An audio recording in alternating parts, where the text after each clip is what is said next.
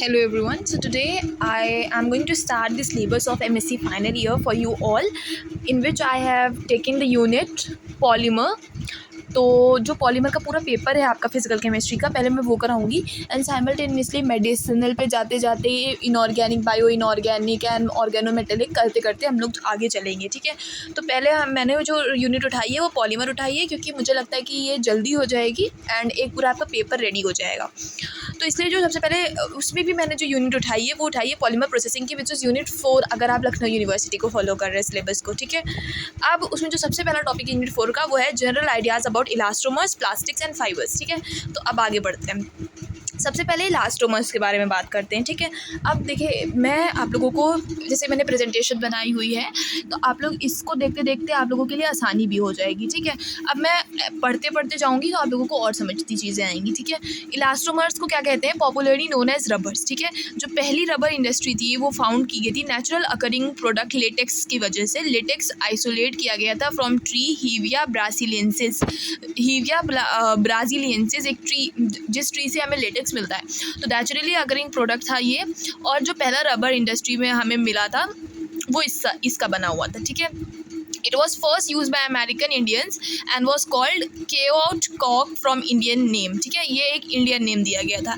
Letter प्रीस्ले ने discover किया इसकी प्रॉपर्टीज़ को, और उन्होंने कहा कि ये जो मटेरियल है, जब हम उसको पेंसिल मार्क के ऊपर रब करते हैं तो क्या होता है कि ये मिट जाती है ना चीज़, जैसे हम लोग पेंसिल के लिए इसको यूज़ करते हैं। तो इस डिस्कवरी के बाद प्रोडक्ट का नाम हो गया सिंपली रबर। ठीक है, उसके बाद में 20वीं सेंचुरी से साइंटिस्ट ट्राई कर रहे हैं कि हम क्या करें, ऐसे मटेरियल को सिंथेसाइज करें जिनकी प्रॉपर्टी जो है वो नेचुरल रबर के जैसी हो।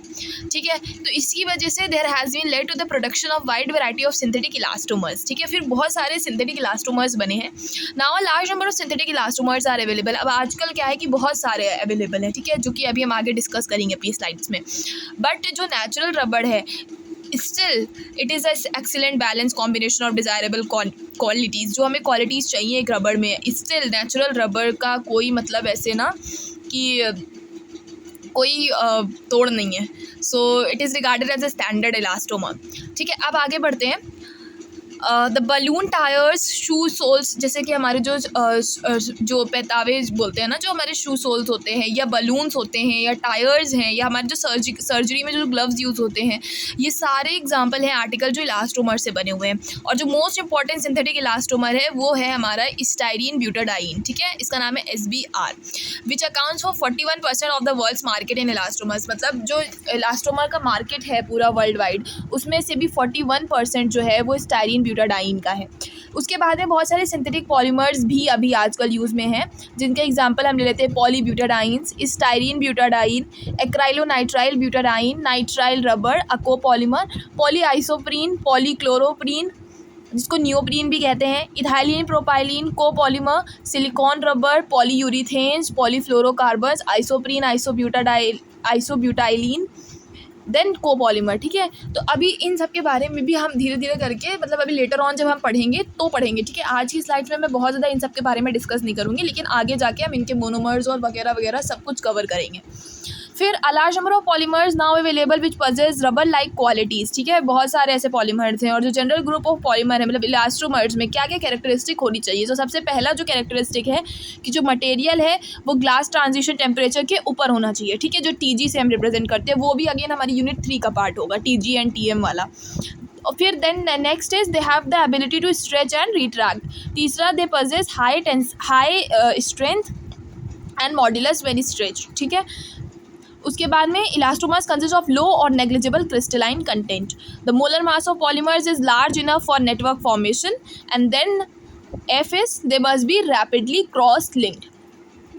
फिर अब देखिए कुछ एग्जांपल आप देख लीजिए यहाँ से कि पॉलीब्यूटाडाइन, देखिए ये इसका फॉर्मूला है एंड देन टायर थ्रेड्स। अब अगर आप लोग कहेंगे कि वीडियो बनाने के लिए जिसमें मैं मोनोमर्स पर्टिकुलरली डिस्कस करके आप लोगों को सिखाऊं कॉपी पे बना के, तो वो भी मैं वीडियो लाने के लिए तैयार हूँ। तो ये that also you can tell me. उसके बाद में हमारे पास में है नेचुरल रबर है, फिर EPR है, पॉलीयूरिथेन्स है, उसके बाद सिलिकॉन है। अब ये सब आप चीज़ें यूज़ कर सकते हैं अपने और आंसर को इलैबोरेट करने के लिए। ठीक है, फॉर द इलास्टोमर्स जो मोस्ट इंपॉर्टेंट फैक्टर है वो TG का है, क्योंकि इससे क्या होगा कि हमें वो रेंज ऑफ टेम्परेचर पता चलेगी जहाँ पे हमारा इलास्टोमर बिहेवियर इंपॉर्टेंट है, और लोअर लिमिटिंग टेम्परेचर भी क्या है वो भी हमें पता चलेगा। तो अगर TG इलास्टोमर का एम्बिएंट टेम्परेचर से कम है तो वो क्या हो जाएगा, गुड पॉलीमर हम उसे कहेंगे, ठीक है।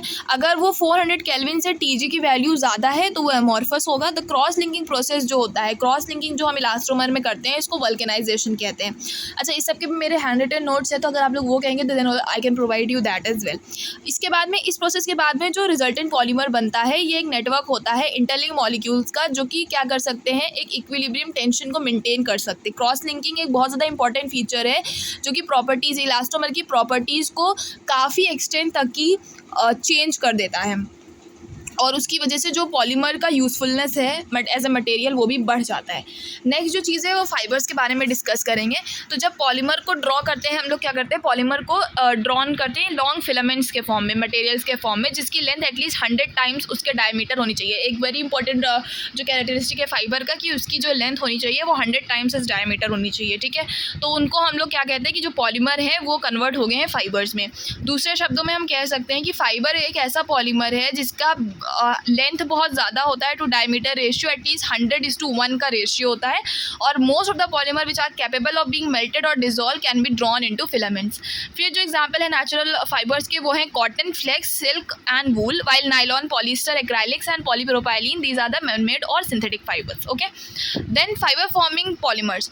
Although there are various fibre forming polymers, बहुत सारे ऐसे पॉलीमर्स हैं, लेकिन एक लिमिटेड नंबर ही अचीव किया है great technological and commercial success, उन्हीं को कुछ ही को मिली है, ठीक है। द पॉलीएमाइड्स जो है एक इंपॉर्टेंट ग्रुप है जिनके अंदर नेचुरल प्रोटीन होता है और सिंथेटिक नाइलॉन्स होते हैं, ठीक है। उसके बाद में मतलब वो नेचुरल और सिंथेटिक का मिक्सचर करके बना हुआ है। उसके बाद में नाइलॉन ओरिजिनली एक ट्रेड नेम था जो कि एक जेनेरिक टर्म है for synthetic polyamides. Numerals in nylon 66 मान लेते हैं, ठीक है। तो वो क्या है, नंबर ऑफ कार्बन एटम जो कि एमाइड ग्रुप में प्रेजेंट है चेन में। नाइलॉन के adipic acid and hexamethylene diamine, तो दोनों में क्या है कि 66 कार्बन एटम, तो नाइलॉन 66 उसका नाम हो गया। नाइलॉन 6 जो है it is prepare from 2 monomers and has the structure as, ये स्ट्रक्चर आप देख रहे हैं ना कि NH(CH2)6 NH then CO then amide bond यहाँ पे आया, देन CH2SCO, इस तरीके से हमारा फिर CH2(5) होगा SCO, ठीक है। देन इस तरह के स्ट्रक्चर में क्या होता है, there is a alternative sequence होता है 6 and 10 कार्बन एटम्स का बिटवीन द नाइट्रोजन। तो nylon 6 is synthesized from 1 monomer and has the repeating formula, ऐसा होता है NH(CH2)5CO, ठीक है, N whole N with regular sequence of 6 carbon atoms between the nitrogen atoms. तो नाइलॉन जिसके अंदर 2 नंबर होते हैं उसको हम क्या कहते हैं, डायएडिक। मतलब इसमें इसका मतलब होता है कि इसमें दोनों डाइबेसिक एसिड भी है और डाइएमीन मॉइटीज़ भी हैं। तो जो पहला नंबर है it represent the diamine and the second diacid, ठीक है, which is use in the synthesis of the monomer. The monadic nylon में क्या होगा, सिर्फ एक नंबर होगा, इंडिकेट ये करेगा कि जो सिंथेसिस है उसमें सिर्फ एक तरह का मोनोमर है। तो इस तरह की टर्मिनोलॉजी रिवील करती है कि एक poly alpha amino acid would be nylon 2, ठीक है। नेक्स्ट है, अभी हम देखते हैं कुछ कमर्शियली इंपॉर्टेंट सिंथेटिक फाइबर्स में। देखिए हमारे पास में होता है पॉलीएमाइड, जिसमें कि पॉलीहेक्सामिथाइलिन एडिपामाइड, ठीक है। तो ये अगेन ये चीज़ें आप पढ़ सकते हो एंड ये चीज़ें ऐड ऑन कर सकते हो, later on I will discuss it in the sub topics, ठीक है। For useful clothing purpose it is preferable that the polymer must have TM, जो मेल्टिंग टेम्परेचर है, मेल्टिंग पॉइंट पे जो टेम्परेचर है वो 470 केल्विन से ज़्यादा होना चाहिए, ताकि आयरन जब आप करें तो वो डैमेज ना हो।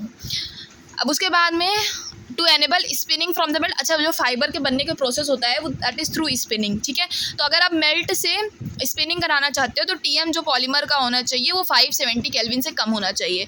ग्लास ट्रांजिशन टेम्परेचर पॉलीमर का ज़्यादा होना चाहिए देन आयरन, अगर ज़्यादा होगा, अगर बहुत ज़्यादा हाई होगा तो आयरन आप नहीं कर पाओगे अपने कपड़ों को। तो इनफैक्ट अगर आपको क्या करना है कि क्लोथ मतलब जैसे कपड़े बनाने फाइबर के, तो ये क्या हो जाएंगे, जब आप इनको आयरन करोगे अगर इनका TG बहुत ज़्यादा होगा तो फिर ये सॉफ्ट हो जाएंगे, ठीक है, क्योंकि आयरन एटलीस्ट 420 केल्विन पे अगर आप कर रहे हो तो ये बहुत ज़्यादा सॉफ्ट हो जाएंगे, ठीक है। तो इसकी वजह से क्या होगा कि क्रीज एंड प्लीट्स जो भी हैं तो वो क्या करेंगे कि वो आपके प्रॉपर बन जाएंगे।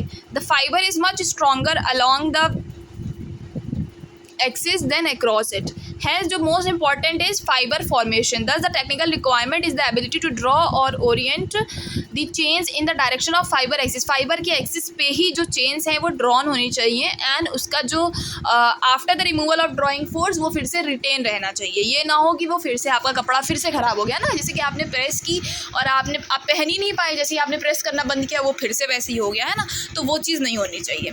ठीक है. उसके बाद में अगर हाई डिग्री ऑफ क्रिस्टलिनिटी चाहिए तो polymer should be unbranch and symmetrical. एक सिमेट्रिकल और अनब्रांच पॉलीमर होना चाहिए. दूसरा है कि पॉलीमर के पास में हाई कोहेसिव एनर्जी होनी चाहिए और एवरेज लेंथ जो है अराउंड 100 नैनोमीटर की होनी चाहिए, विच इज़ फुल्ली एक्सटेंडेड होनी चाहिए. ठीक है. उसके बाद में पॉलीमर में जो कुछ इंपॉर्टेंट फैक्टर्स हैं जो हमें कंसिडर करने चाहिए वो है मेल्टिंग टेम्परेचर, मतलब TM जो मेल्टिंग टेम्परेचर है, और ग्लास ट्रांजिशन टेम्परेचर, दोनों ही हमें कंसिडर करने पड़ेंगे. Modulus, elasticity, tensile strength, moisture absorption and dye ability, ये सब हमें क्या करना पड़ेगा, डिस्कस इनटू कंसिडरेशन लेना पड़ेगा. तीसरा टॉपिक हमारा है प्लास्टिक्स का. तो प्लास्टिक एक ऐसा मटेरियल है जिनमें क्या होगा कि अगर आपने कुछ भी स्ट्रेस लगाया तो ऐसा स्ट्रेन होगा which will be non reversible, है ना. प्लास्टिक क्या होती है कि अगर आपने कुछ भी तोड़म ताड़ी की तो वो टूट गई, फिर उसका कुछ नहीं हो सकता, right. Plastic is defined as an organic high polymer which is capable of changing its shape on the application of a force and retaining this shape on removal of this force. तो plastic एक ऐसा organic high polymer है जिससे कि क्या होगा कि जो अपनी शेप को बदल लेगा, जब आप फोर्स लगाएंगे तो वो अपनी शेप को बदल लेगा और फिर अपनी शेप को वापस से पा लेगा जब वो फोर्स आप हटा लेंगे. तो प्लास्टिक एक ग्रीक वर्ड है जिसका मतलब होता है मटेरियल जो मोल्ड आप कर सकते हैं और किसी भी शेप का आप अपनी चॉइस के शेप का बना सकते हैं. ठीक है. Plastic is a synthetic polymer which can be converted into complex shape by application of heat and pressure. फिर उसके बाद में हमारे पास में दो कैटेगरीज हैं, एक थर्मोसेटिंग प्लास्टिक, एक थर्मोप्लास्टिक. थर्मोसेटिंग प्लास्टिक ऐसी होती है जो परमानेंटली हार्ड हो जाती है, मतलब अब आप उनको हीट करोगे अबव द क्रिटिकल टेम्परेचर तो फिर वो दोबारा से सॉफ्ट नहीं होंगी. अगेन अगर आप फिर से हीट करोगे तो वो सॉफ्ट नहीं होंगी. तो इनमें क्या होता है, क्रॉस लिंकिंग होती है. ठीक है. एक थर्मोप्लास्टिक पॉलीमर क्या होता है, जब आप उसको हीट करते हो अब ग्लास ट्रांजिशन टेम्परेचर तो वो सॉफ्ट हो जाता है. इनको आप क्या कर सकते हो, रीशेपिंग कर सकते हो. जब आप इसको कूल करोगे तो ये क्या होगा, इनको आपको ठंडा करना पड़ेगा. जब आप इनको ठंडा करोगे तो ही ये हार्ड होंगे. अगर आपने इनको ठंडा नहीं किया और ऐसे फिर से कुछ कर दिया तो ये फिर से कोई शेप पा लेंगे. ठीक है. तो हीटिंग पे ये सॉफ्ट हो जाते हैं और फिर ये रीशेप हो जाते हैं. ठीक है. तो इसीलिए क्या होता है, इनकी हमें जब टेम्परेचर ड्रॉप होते होते हमें इनकी हार्डनिंग करनी होती है, ठंडा करना होता है. तो इसको हमें इस साइकिल को रिपीटेडली करते रहते हैं. फिर बहुत सारे प्लास्टिक्स हैं which are available. However few main जो है वो ये है, acrylic plastic, amino plastic, cellulosic plastic, epoxide plastic, fluoro, phenol, polyamide, polyester, polyolefins, styrene plastic, vinyl plastics. ठीक है. अभी हम आगे और डिस्कस करेंगे पॉलीइथाइलिन, पॉलीप्रोपाइलिन. ठीक है, इन सब के बारे में. अच्छा, एक चीज़ और, अगर आपको नहीं समझ में आ रहा है कि कैसे ये चीज़ें बन रही, पॉलीएमाइड्स, अगर आप ये जो चार्ट मैंने जो पिक्चर डाली है इससे आपको नहीं समझ में आ रहा है, आप मुझे एक कमेंट डाल सकते हो and then I will let you know the monomers और कैसे बन रहा है प्रॉपर. मैं करके अपनी कॉपी में करके आपको पढ़ा दूँगी. ठीक है. थर्मोसेटिंग प्लास्टिक क्या होती है, thermoset plastics are more superior और इनकी डायमेंशनल स्टेबिलिटी भी बहुत ज़्यादा होती है it as compared with the thermoplastics which have better impact properties. Thermosetting plastics are already change irreversibly from fusible soluble product into highly intractable cross linked resins which cannot be moulded by flow. Few example है phenolic resins, amino resins, polyester resins, epoxy resins. ठीक है. इनके बारे में इनके uses हैं. आप ये जो पिक्चर आपको दिख रही होगी आप इसका स्क्रीनशॉट ले लें और फिर उसको बाद में फिर जब आप अपना एग्जाम के लिए प्रॉपर पढ़ेंगे तो फिर ये सब चीज़ें याद करनी होंगी आपको. ठीक है. इन एक्चुअल सेंस जो प्लास्टिक मटेरियल है उसकी प्रॉपर्टी जो होती है वो इलास्टोमर्स और फाइबर फॉर्मिंग पॉलीमर्स के बीच की प्रॉपर्टीज़ होती है. ठीक है. जो हमने जैसे आज 3 टॉपिक कवर किए जिसमें इलास्टोमर, फाइबर, तो उनकी जो बीच की प्रॉपर्टीज़ होती है वो प्लास्टिक की होती हैं. They consist of high rigidity and tensile strength. Plastics can either be fully amorphous or partially crystalline in nature. A fully amorphous polymer will be a plastic material when its glass transition temperature is above the use temperature. Polystyrene with Tg of 100 degrees Celsius is a good example. Amorphous plastics are brittle and existing in the rubbery state. Partially crystalline polymers are tough plastic above Tg and below melting temperature Tm. Suitable example of this type of plastic is polyethylene. It possesses polyethylene का Tg जो होता है वो -125 degree Celsius का 125 degree Celsius का होता है और Tm जो होता है वो 146 डिग्री सेल्सियस का होता है. क्रिस्टलाइन कॉम्पोनेंट्स जो इन पॉलीमर्स का होता है वो उनको गुड स्ट्रेंथ और रिजिडिटी देते हैं और ड्रॉबैक फुली अमॉर्फस प्लास्टिक का जो है वो ये है कि वो ब्रिटल होते हैं, जल्दी से झट से टूट जाएंगे अमॉर्फस वाले, ठीक है। This can be remove by adding some elastomers during the reaction. फिर इसको कैसे दूर कर सकते हैं कि कुछ इलास्टोमर्स डाल दें जब रिएक्शन हो रहा हो। अगर small percentage of butadiene rubber is dissolve with styrene monomer at the time of polish, जैसे कि अगर ब्यूटाडाइन रबर है, थोड़ा सा ब्यूटाडाइन रबर को हमने क्या किया, स्टाइरीन के साथ में डिजॉल्व कर दिया पॉलीमराइजेशन के टाइम में, तो पॉलीस्टाइरीन बन जाएगा और इस प्रोडक्ट में क्या होगा, ब्रिटलनेस जो होगी वो कम होगी और इसकी जो स्ट्रेंथ और इम्पैक्ट प्रॉपर्टीज़ होंगी वो भी बहुत ज़्यादा हो जाएंगी। तो इसीलिए इस तरह के पॉलीमर को हम क्या कहते हैं, high impact polystyrene. Okay, cross-linking of plastic material improve the structural rigidity and the resistance to swelling by solvent, and it also increases the upper range of the use temperature. Generally cross-linking, तो इसीलिए पता चल रहा है कि cross-linking क्यों important है। Generally thermoplastic material are uncross-linked, जो thermoplastic होता है उसमें cross-linking नहीं होती है और जो thermosetting होता है उसमें cross-linking होती है। जैसे फिनॉल फॉर्मल्डिहाइड रेजिन्स हो गया या यूरिया फॉर्मल्डिहाइड रेजिन्स या इपॉक्सी जो सिस्टम्स होता है, इनमें क्या होता है, क्रॉस-लिंकिंग होती है। लेकिन जो पॉलीइथाइलीन है या पॉलीस्टाइरीन है उनमें क्रॉस लिंकिंग नहीं होती है। इसीलिए क्रॉस लिंकिंग या प्लास्टिसाइजेशन जिसको कहते हैं वो रिक्वायर होती है। अब टीएम की वैल्यू कब होती है, material can be melted and moulded without decomposition. Uncross linked material itself can show the properties of the end product. अगर टीजी बहुत ज़्यादा होगा, एग्जाम्पल पॉलीविनाइल क्लोराइड पीवीसी में जिसके अंदर बहुत ज़्यादा टीएम है 310 डिग्री सेल्सियस का, तो जो प्रोसेसिंग होगी वो बहुत ही ज़्यादा मुश्किल हो जाएगी। इसीलिए उसकी फ्लेक्सिबिलिटी और सॉफ्टनेस को इम्प्रूव कर सकते हैं by cross linking it. Consequently क्या होगा कि जो इम्प्रूव पीवीसी होगा उसको हम अलग अलग प्रोडक्ट में ranging from rigid tubes to soft flexible toys हम उसको यूज़ कर सकते हैं। So thank you, this was all about the general idea about the elastomers, fibres and plastics. I hope कि आपको समझ में आया होगा। जो नहीं समझ में आया you can let me know in the comment section and I will make a new video regarding that. So I really hope कि आपको पसंद आया and then for notes you can always comment, एक कमेंट डाल देंगे, I will let you know how to take the notes. Okay, so ये that was about it. और अगर ऐसे ही आप इंटरेस्टेड हो कि मैं इस तरह से वीडियो डालूँ and you will be like you will see it, so do let me know. And yeah, that was about it. Thank you so much and please don't forget to like, share and subscribe. Okay, bye bye.